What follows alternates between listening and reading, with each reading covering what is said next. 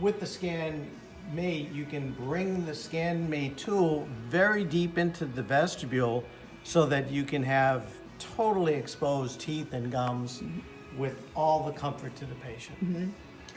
And then going into that lower distal, getting that tissue out of the way. Look how much that you can. And tremendous retraction Yeah, due to the stiffness of the arm to stay bent where you place it. exactly. And why don't you show how you can bend that so easily for that contour? So and you that- just really just where it's serrated, you just literally can bend it in any direction you want. Yep.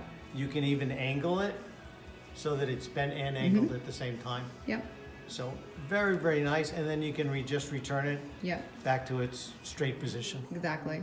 And let's show her the bottom, lower distal, how you do that, and then that second posterior molar. So on the lower, I tend to bend the mate a little bit.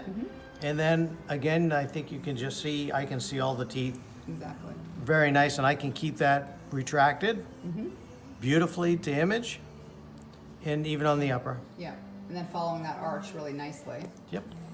And then just follow the arch and get all your anterior retraction. Exactly. Glides along smoothly. Exactly.